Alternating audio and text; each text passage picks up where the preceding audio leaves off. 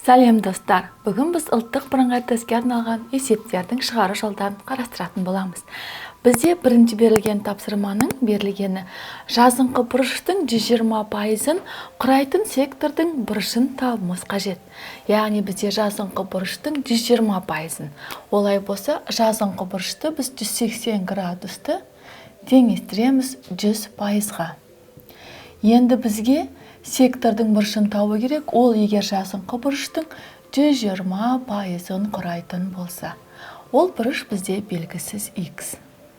Олай болса, бұрыштың бұрышқа қатынасы тең болу керек пайыздың пайызға қатынасына. Сонда 180-нің x-ке қатынасы тең болады 100-дің 120-ға қатынасына. Олай болса, белгісіз x-ті табу үшін оның сыртқы мүшелері 180 мен 120-ның көбейтіндісін 100-ге бөлеміз. Сонда 0 мен 100-дің нөлдерін қысқаратын болсақ, 18-ді 12-ге көбейтеміз. Сонда x тең 216 градусты құрайды. Сонда жазыңқы бұрыштың 120%, ол құрылған бұрыштың 216 градусына тең деген сөз. Келесі екінші тапсырмада теңдеудің түбірін табуымыз керек. Бізде берілген теңдеу модуль таңбасының астында болғандықтан, біз модульдің анықтамасымен ашамыз. Алдымен сыртқы модуль ашамыз, сонда 3 қосылған модуль асты x тең болады 5-ке, және екінші теңдеуіміз 3 қосылған модуль асты x тең болады -5-ке. Осы теңдеулер жүйесін қарастырамыз. Бірінші модуль асты x-ті табатын болсақ, x тең 5-тен 3-ті азайтсақ 2-ге. Екінші модуль астындағы x тең болады -5-тен 3-ті азайтсақ -8. Енді модуль астындағы саннан әрқашан оң сан шығатын білеміз. Олай болса, екінші теңдеуден модуль астынан ешқашан -8 саны шықпайды. Олай болса, екінші теңдеудің шешімі жоқ. Ал бірінші теңдеудің шешімін қарастырсақ, модуль асты x тең 2 болады. Модульдің анықтамасымен ашатын болсақ, x тең 2-ге және x тең болады -2-ге. Бұл бізде бірінші теңдеудің шешімі. Осы шешім бізде берілген модулі бар теңдеудің жалпы шешімі болып табылады. Яғни бұл есепте жауабы x-дің, яғни теңдеудің түбірі -2 мен 2 саны. Келесі үшінші теңдеулер жүйесінің шешімін табуымыз қажет. Берілген бірінші теңдеуіміз x пен y-тің қосындысы 15-ге тең, ал екінші теңдеуіміз бізде логарифмдік теңдеу болғандықтан, бұны біз логарифмдік теңдеулер жүйесі деп қарастырамыз. Ал бірінші теңдеуден x-тің мәнін тапсақ, x тең 15-тен аламыз y-ті. Екінші теңдеуде x пен y-тің мәні әрқашан оң сан болу керек, себебі логарифм функцияның анықталу облысы 0-ден +ке дейінгі аралықты қабылдайды. Ал логарифм негіздері 54 екеуі де бірден үлкен оң сан болғандықтан және арасында таңба қосу болғандықтан логарифм 54 өзгермейді.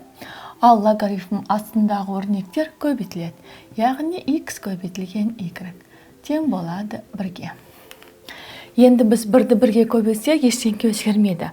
Ал 1-ді біз логарифм түрінде жасақ, ол бізде логарифм 54 негіздегі 54-ге тең. Енді осы жүйені шешімін қарастырамыз. Енді соңғы алынған теңдеуде 1-ді логарифм 54 негіздегі 54-ге көбейтсек, ол бәрібір логарифм 54 негіздегі 54-ге тең.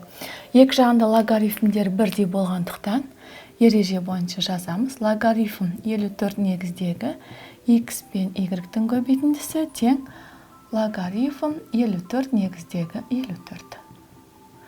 Яғни логарифмдерін потенцирлейміз. Сонда x пен y-тің көбейтіндісі тең болады 54-ке. Ал x тең 15-тен азайтамыз y-ті. Бірінші теңдеуге апарып x-тің орнына 15 минус y-ті қойсақ, сонда бізде 15 минус y-ке көбейтеміз тең 54-ке.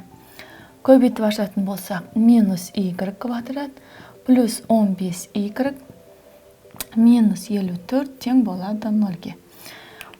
Енді барлығын минус 1-ге көбейтсек, y квадрат минус 15y плюс 54 тең болады 0-ге.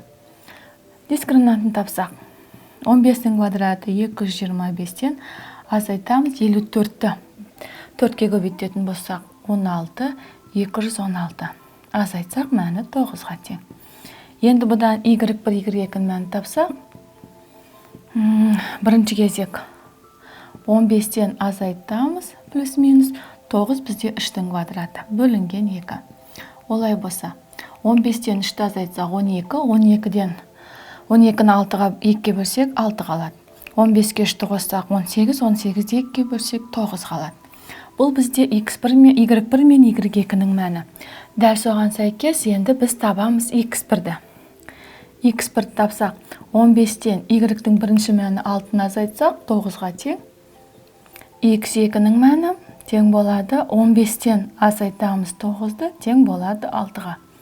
Сонда бұл теңдеулер жүйесінің екі жауабы бар. Бірінші жауабы x-тің мәні 9 болса, y-дің мәні 6-ға тең.